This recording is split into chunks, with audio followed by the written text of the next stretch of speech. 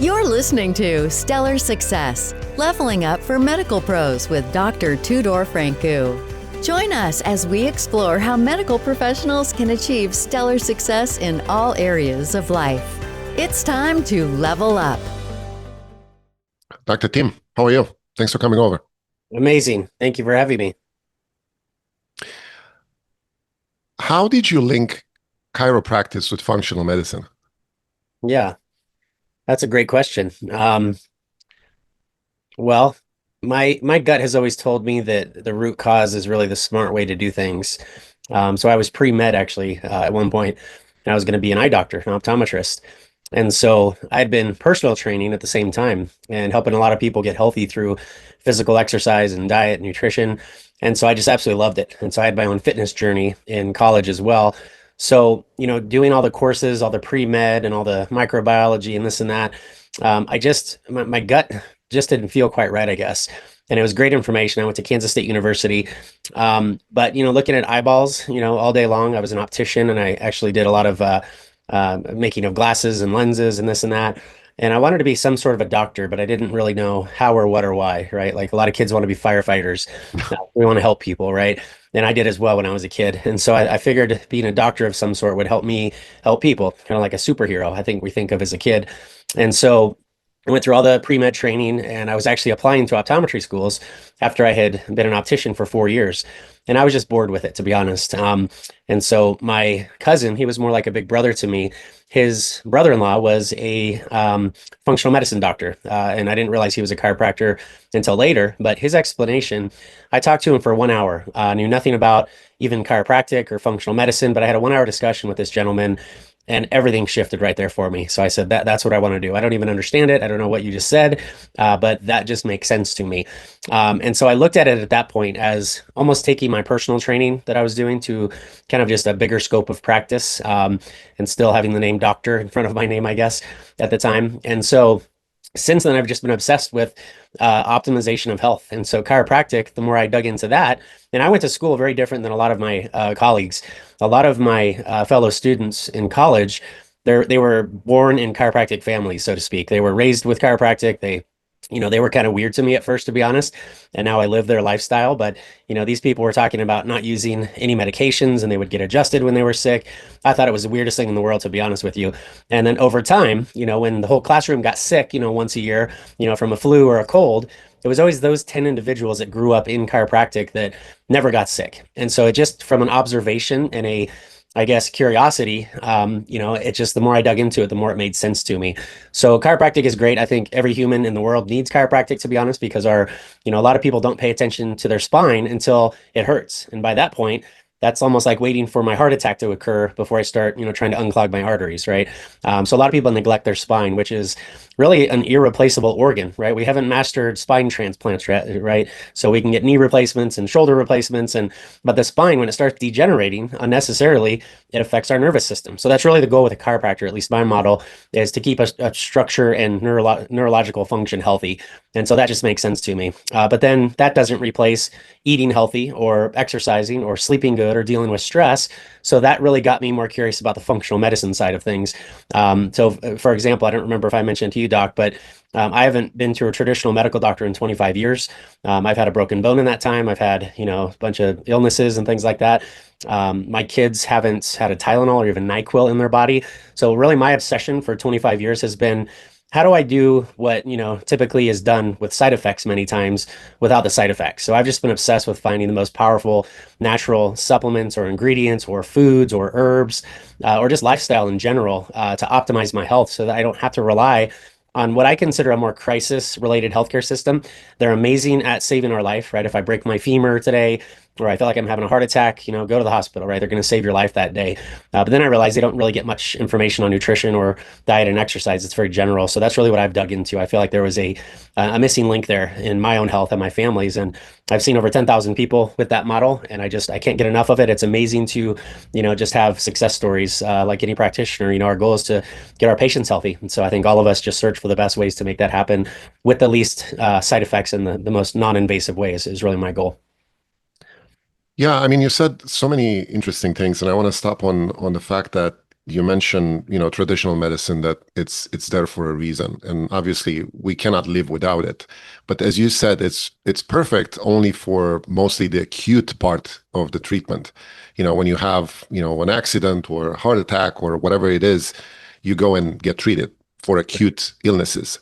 But for chronic disease, we don't have solutions in traditional medicine. We tend to put patients on long-term medication with multiple side effects. We don't give them any indication of how that's going to help them on a long term.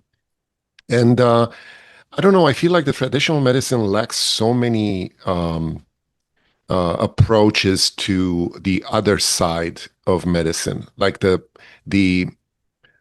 1,000-year-old of medicine that we know from the history of humankind, from China, from India, herbal medicine, acupuncture, like you mentioned, all kinds of techniques in chiropractic that nobody pays attention to. And all of a sudden, this notion of functional medicine came out a few years ago, which means it feels like it means everything else except the normal traditional medicine. Yeah. How do you think we can integrate those two sides of the aisle?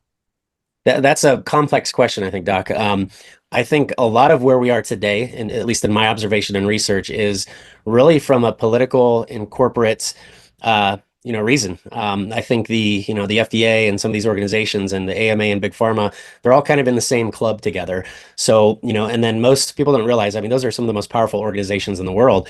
And so a lot of our media, a lot of our Google searches, a lot of it's really just propagated to that direction. That's why everybody thinks, I have high cholesterol, I need a statin, or I'm low on testosterone, I need an injection. It's the mainstream idea that's been given to us. We haven't really been fed the other side of things because of advertising and because everybody else around us we're in an echo chamber for those things. So, you've heard of people like, Josh Axe or Zach Bush, some of these guys that really had a crazy experience, that they were in their traditional model. And, Josh Axe's mother got sick, and he says there's got to be better ways to treat her, big C word that she had, and failed the first time, apparently. So he just got obsessed with finding other things outside of that mainstream propagation. And so, and that's really what I've done innately. I didn't even realize it. Just my gut always, I had some weird recommendations as a kid. I went to a dentist one time, and he gave me this crazy quote back 30 years ago for like $15,000 he wanted to cut my jaw and realign it and then fix my teeth. And I didn't have bad teeth to begin with. I just wanted Invisalign, something to make them a little better. And so that really left a bad taste in my mouth, no pun intended. And then a few other experiences like that. I'm just like questioning things like, is this the standard of care? Is this the normal way to do things? It just did not make sense to me. So I think there's a lot of reasons politically and financially, but there's absolutely, I'm sure you've felt this shift happening, especially after COVID. I felt a shift for 5 to 10 years before COVID, just people questioning, all the prescriptions they were getting offered or the surgeries for something they didn't think was a big deal. They're like, we can go in and do exploratory surgery and kind of see what happens. It just kind of, our innate intelligence just goes, why do I have to do that? Why is that the only option? And I go get another opinion. They give me a similar option. And so I think it's just the mainstream and a lot of money involved, but functional medicine just makes sense to me. And what I've come up with as to my missing link, because some chiropractors I know think chiropractic cures everything, right? The same as some medical doctors, they think some drug cure everything, just like everything. And so that's not all inclusive of our environment. And so there's been a shift for 10 years leading up to COVID, and COVID really woke a lot of people up, to be honest, to this phenomenon. And I've never had more people coming to me, asking me about a flu vaccine or other vaccines or other medications or other procedures. I've never had so many people approaching me versus me trying to educate people on what I thought was the best way. And there's been a huge shift. And I think people distrust some of these organizations now, like the even news channels now, right? And, Big Pharma and the CDC, they kind of, accelerated this mindset shift to more Easternized kind of, culture treatments and things. And people are kind of waking up, so to speak, to that outside of the propagation that we've had. And so I really have identified 3 things in the human body that I need to work on for myself constantly. If you give me 10 different people with Crohn's disease, for example, a lot of times we help that patient, not reverse their Crohn's. I'm not claiming anything, but, we help them significantly when, 4 or 5 other drugs they tried did not really help them very much. And so I don't have a Crohn's protocol. I don't treat Crohn's, right? We don't treat anything. But what I've noticed with every individual, even with the same condition, is there's three things wrong in their body. That's all that can happen, right? You know about a lot of the amazing labs, and there's so many different ways to test things through urine and blood and saliva and stool testing. But what I've come up with is really three things that happen in the body. You're either lacking something, right? Some people might say, minerals cure everything, or enzymes or vitamins or whatever. But basically, that's a discussion of you're lacking something. And that can be a lot of different things, right? Most people's gut is not very good. Their gallbladder is stressed and not working. So they may not absorb fats or proteins properly. It could be that, but they're lacking something in the body, or many things. The other side of things is too much of something. Toxins, right? Mycotoxins, environmental toxins, heavy metals is what most people think of in that category. But there's a lot of things we can have too much of, even synthetic vitamins and the wrong type of vitamins for our body, even too much protein, even too much water sometimes. So not enough, too much. And then the third category is just some sort of an imbalance. Could be like the HPA axis, which is more of an adrenal hormone issue. Could be neurological, could be other hormone type issues that are happening. But deficiencies, toxicities, and imbalances, that's all that we can measure in the body. And the body's pretty incredible when you understand human physiology. There's 30 billion trillion chemical reactions per second. The smartest people in the world couldn't even comprehend what 1 million chemical reactions in 1 second means, but it's 30 billion trillion. So that makes me want to trust my body more and really fix the three things that I can measure and test through all the different types of cool diagnostics out there. If you have deficiencies, let's work on them. And they're very specific. Each of those Crohn's patients had a different blueprint for the deficiencies, toxins, and imbalances. So all we do is work on their unique blueprint, which is functional nutrition, functional medicine, and the body just starts to work better.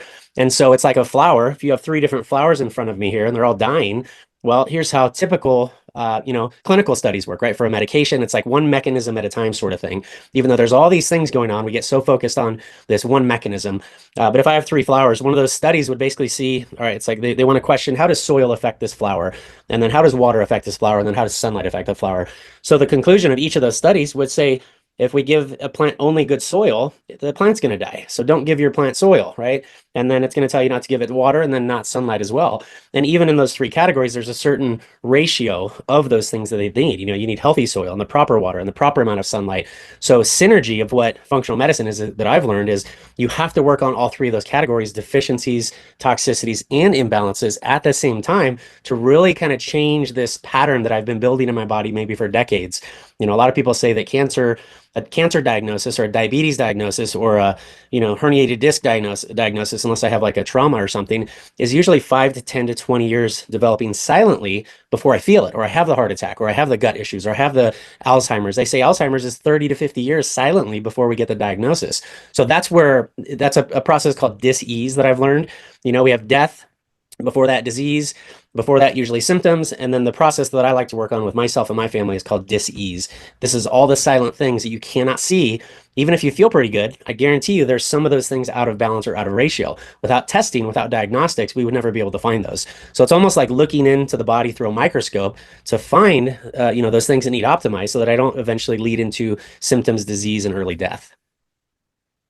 Yeah, absolutely. And I think one of the main conclusion here of what you said, and you said it perfectly, is that if you give the body what it needs, it has the most perfect capacity of healing itself. Absolutely. You just need to put the body in a correct environment with the correct nutrition. Like you said, it's like a flower. You give it sunlight, you have to give it water, and you have to give it a good soil, and it's gonna flower. It's the same thing with the body. Tim, you obviously have a lot of experience in your area, and you built your practice based on those principles. But on the personal aspect, what do you think is the most important, are the most important habits and routines and skills that you developed over the years to kind of bring you where you are right now? As far as my personal health habits? Yes. I love exercising. I don't love it, but I feel great when I do it. Exercising is a pain in the butt. I think most people would agree with that. You got to sometimes wake up early, prep your brain. About a third of the time, Doc, I want to work out. The other 2/3 I do it, and I'm so grateful that I did it, right? You feel so good after. I went through a period of time when I started my business, and we got pregnant for the first time, where I was just focused on trying to be a dad and build a business, right? And I neglected working out, and I worked out, 3 to 6 times a week for 10 years leading up to that. So it was just what I did. And for about 3 years, I only got maybe 15 or 20 workouts in. And I felt like crap. After 3 years of really not working out, my brain didn't work right. I had a tendency to get kind of depressed or stressed or whatever, and I didn't feel good. So after that, it took me about 5 years to really gain 80% of where I was before that. But that's one of my things that I need. That's one of my superpowers. I have to move. And that makes more sense to me now after reading so many books over the years about the brain and neurology. And, people don't realize that 90% of the brain's stimulation, right? Everything needs stimulation. My muscles need stimulation to grow and stay strong and tone. My bones need stimulation to stay good bone density. But the brain is more important. We all think of movement for muscles and bones and maybe fat loss. Those are the minimal things that happen when you move. 90% of your brain stimulation comes from your physical body. So this is another thing why chiropractic is important, but also physical movement is important, because if you don't move a lot, if I'm a couch potato, you're neglecting 90% of what your brain needs to stay stimulated, right? We could do all the Sudokus and puzzles and chess matches in the world, but if you're not moving, you're neglecting up to 90% of the brain's stimulation. And this is just a simple phenomenon. Use it or lose it, right?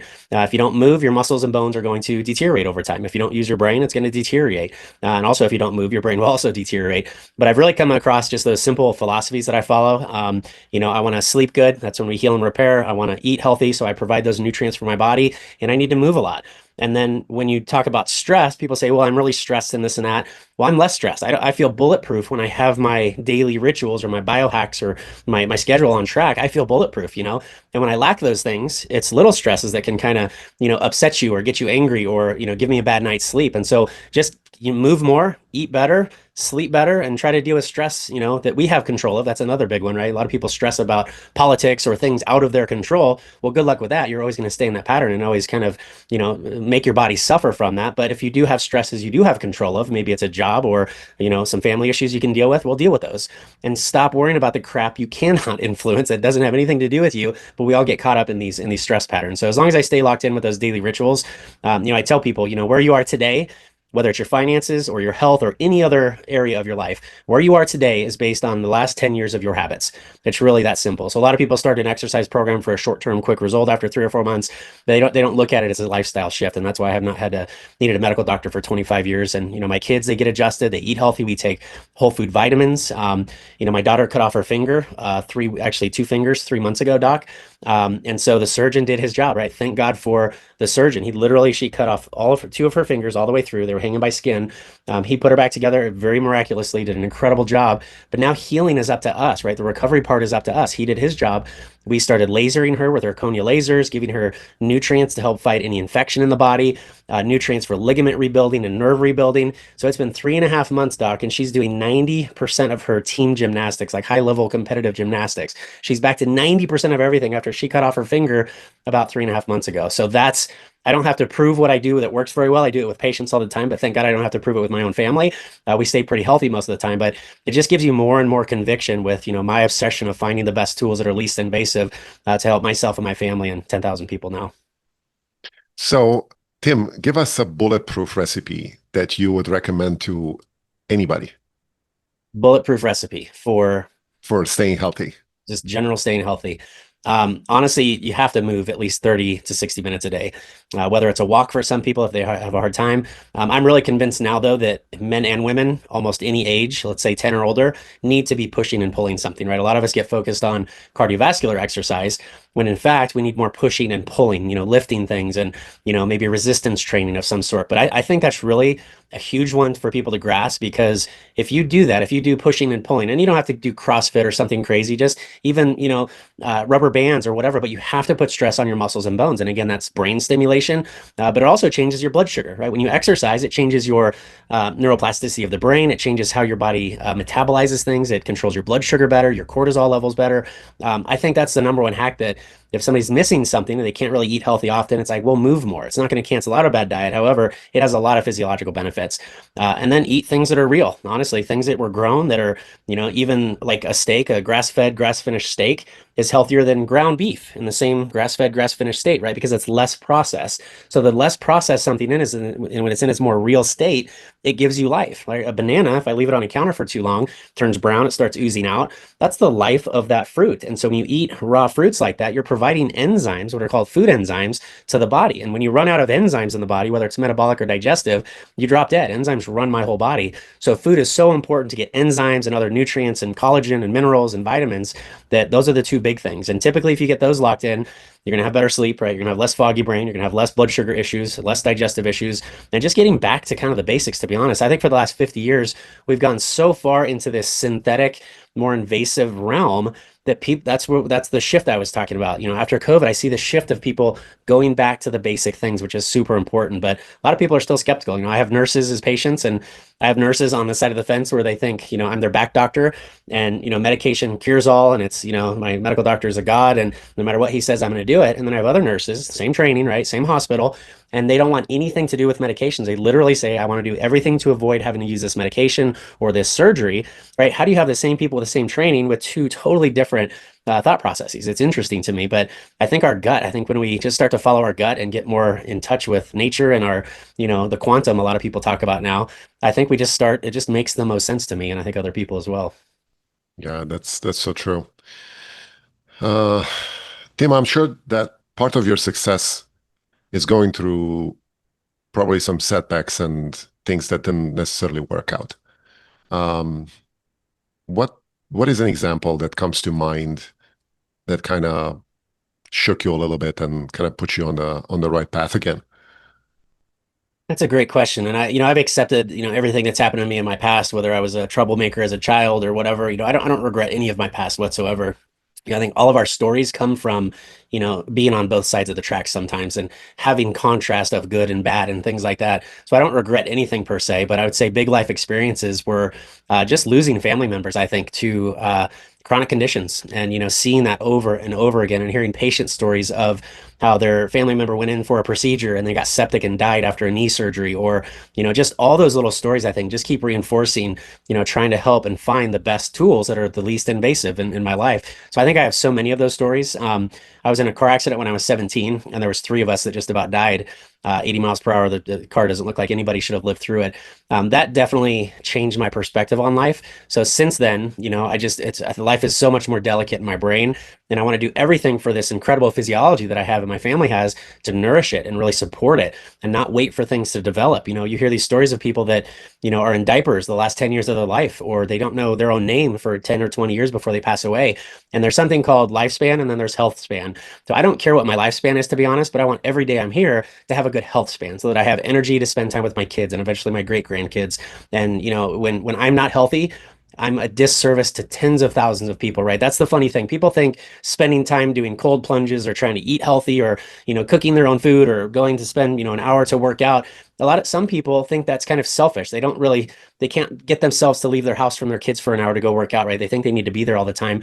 And that is such a disservice. It's selfish to not be selfish, so to speak, because when I'm healthy and I take that time and I make myself healthy, I can serve others now. If a family member gets really sick and I'm brain fogged and tired all the time and I'm really not a very capable person, I'm a disservice to them. So it's so selfish to not be selfish, which sounds funny, but we can only help people as much as our health will allow us. And I see just a lot of people that aren't capable of helping their family when they need things, or financially, or just more energy to help go, after a surgery, go help them for a month or whatever. And a lot of people are just not capable of that. So that's a sad thing to me, seeing that our health has declined for so long. And I think my main driver is my kids, because this generation of children, it's a fact now. I saw this trend happening for about 20 years.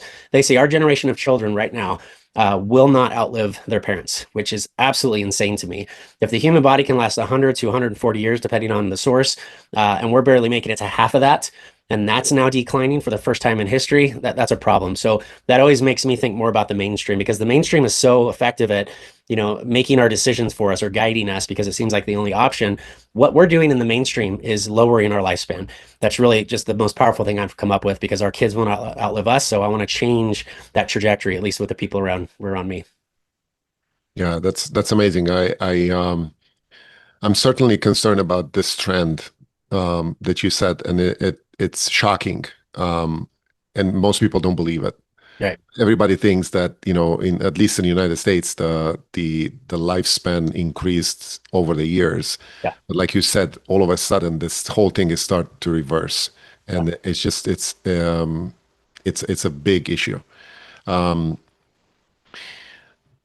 Tim, I'm trying to put you in a situation now with your own self. And if you look back when you started this whole thing, with the experience you have right now and the knowledge and the wisdom, what kind of advice would you give to yourself? Yeah. I think just honestly trust every day. We get these visions and these goals in our head and these, almost like a wish list of what we want to do, what we want to accomplish. And honestly, you have to have that vision of some sort, right? But it's really, again, what am I doing today? If somebody wants to be a little healthier tomorrow, what am I doing today to make myself a little healthier for tomorrow? So I think just I've gotten really good at this the past 5 years, just being more present, right? You get so focused on the future and that's stressful, that causes anxiety.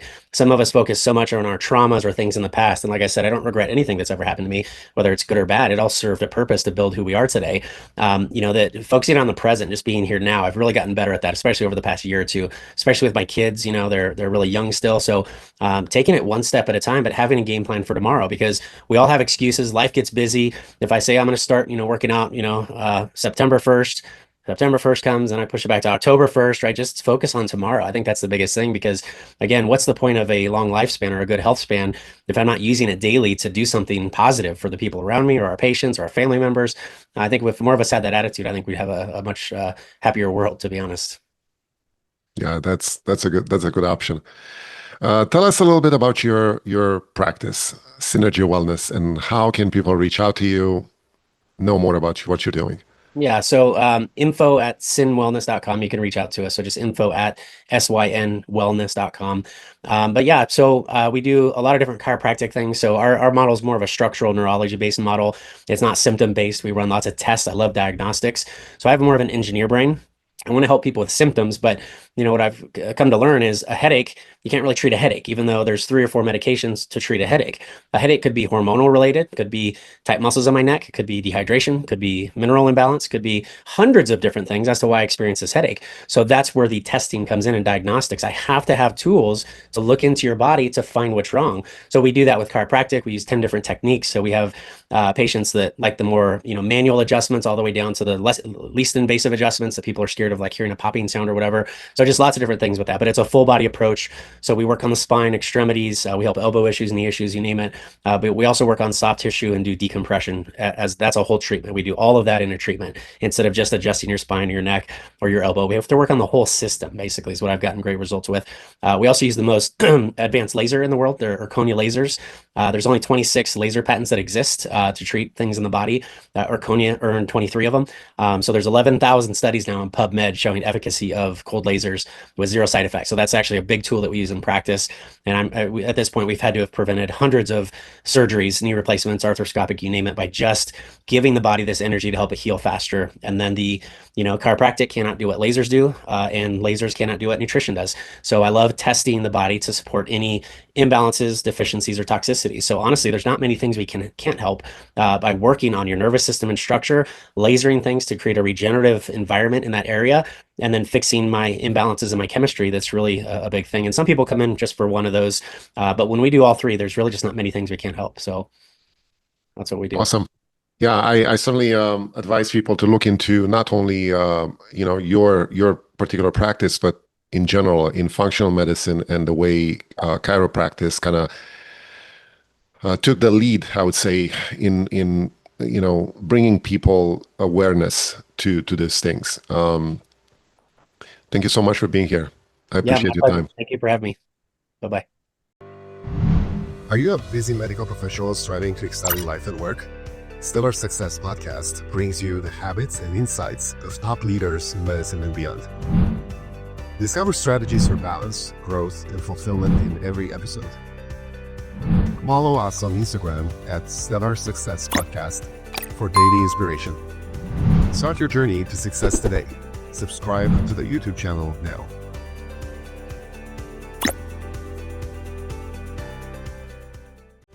That's a wrap on Stellar Success, Leveling Up for Medical Pros with Dr. Tudor Francu. Interested in joining us? Go to stellarsuccesspodcast.com/guest to apply.